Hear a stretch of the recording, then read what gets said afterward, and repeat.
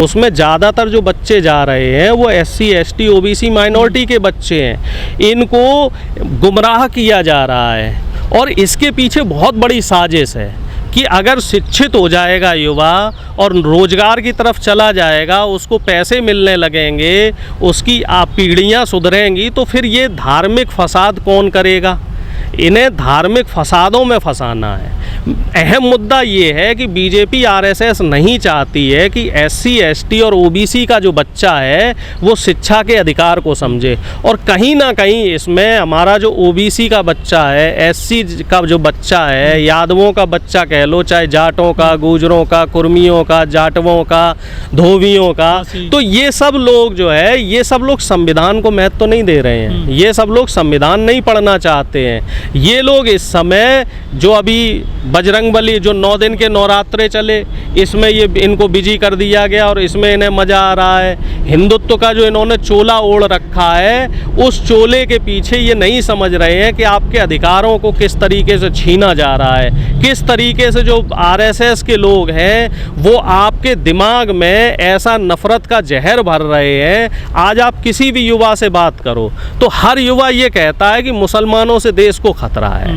तो अब उन युवाओं को कोई ऐसा समझाने वाला भी तो व्यक्ति होना चाहिए कि साहब मुसलमान तो यहाँ 800 साल से रह रहे हैं। अगर वाकई मुसलमानों से हमारे देश को खतरा होता तो अब तक तो हमारे देश में हिंदू ही नहीं बचते।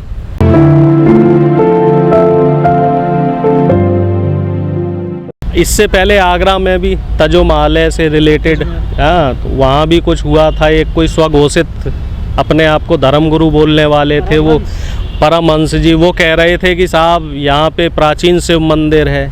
ठीक है, बाद में उनके साथ क्या हुआ सबको मालूम है। जब पुलिस उनको पकड़ के ले गई और 1 महीने से वो जेल में है, धार्मिक दंगे उन्माद फैलाने के उनके ऊपर केस लगे हुए हैं, तो उनकी सारी जो मेहनतगिरी है वो जड़ गई। अपने आप को ईश्वरीय अवतार बता रहे थे, तो सारा ईश्वर भी उनके अंदर से विलुप्त हो गया है। और इसी तरीके का जो माहौल है वो अब बनारस में तैयार किया जा रहा है, क्योंकि चुनाव से पहले बीजेपी के लोगों ने एक नारा दिया था साहब कि अयोध्या तो झांकी है और मथुरा काशी बाकी है। तो स्थितियां अब इसको टारगेट, जो ज्ञानवापी मस्जिद है इसको टारगेट कर लिया गया है, इसको इशू बनाया जाएगा। अभी ईद के महीने में आप लोगों ने देखा कि कैसे अजान और हनुमान चालीसा का मुद्दा चला और उसको चलाया गया। ठीक है, दरअसल इसके पीछे एक बहुत बड़ा जो है एक सिंडिकेट ये काम कर रहा है कि जो आम आदमी है, जो गरीब है, वो आपसे शिक्षा, रोजगार और बढ़ती हुई महंगाई पे सवाल ना कर पाए। ये RSS की खूबी है। RSS क्या करता है, धर्म के नाम पे, और इसमें धार्मिक जो इस तरह के जो फसाद हो रहे हैं, इसमें आप मज़े की बात ये देखना कि हिस्सा लेने वाले लोग कौन हैं। हिस्सा लेने वाले लोग आपको SC ST OBC माइनॉरिटी या आम आदमी के लोग मिलेंगे। ठीक है, इसमें आपको कोई बीजेपी का बड़ा नेता नहीं मिलेगा, इसमें आपको कोई RSS का बड़ा लीडर नहीं मिलेगा। ये लोग सिर्फ भड़काऊ भाषण देते हैं। कपिल मिश्रा जैसे लोग आ जाते हैं, इस तरह के लोग भड़काऊ भाषण देंगे, आपकी धार्मिक भावनाओं को जगाएंगे, उन पे चोट मारेंगे और ये चाहेंगे कि आप उनकी बातों में फंसें, दंगे फसाद करें। अयोध्या में भी आपने देखा कि वहाँ पे एक मिश्रा जी जो एक संगठन चलाते हैं, वो मस्जिद के बाहर जाके सुअर का मांस फेंक के आए और वहाँ आपत्तिजनक पोस्टर लगाए। वो तो CCTV कैमरा से उनकी जो पोल थी वो खुली।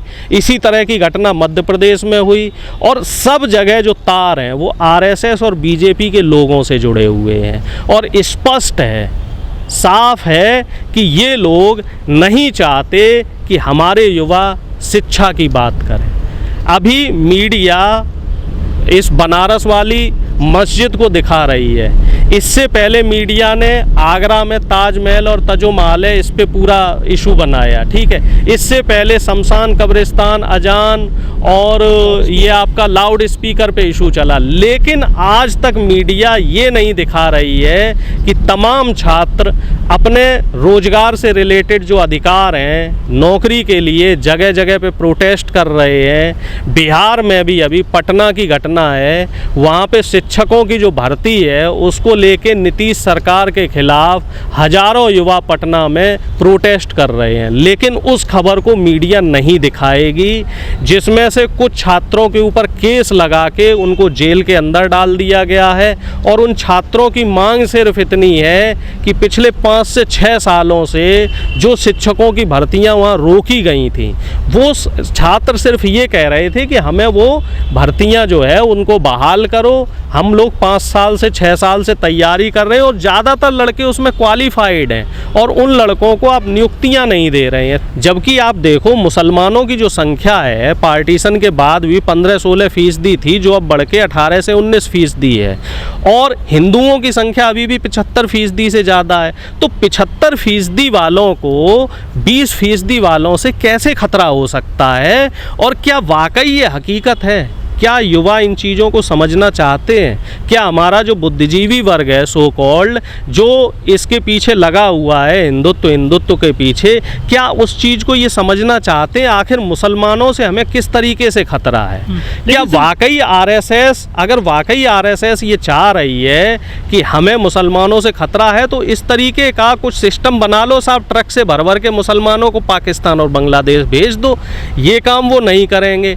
कल भी आपने देखा शाहीन बाग में पूरा ड्रामा हुआ, ठीक है, वो पूरा प्री प्लान्ड था कि साहब अमानतुल्लाह खान आएंगे और वहाँ पे अधिकारियों से बोल देंगे कि साहब यहाँ कोई अवैध निर्माण नहीं है, कोई इंक्रोचमेंट नहीं है जी, बुलडोजर नहीं चलेगा।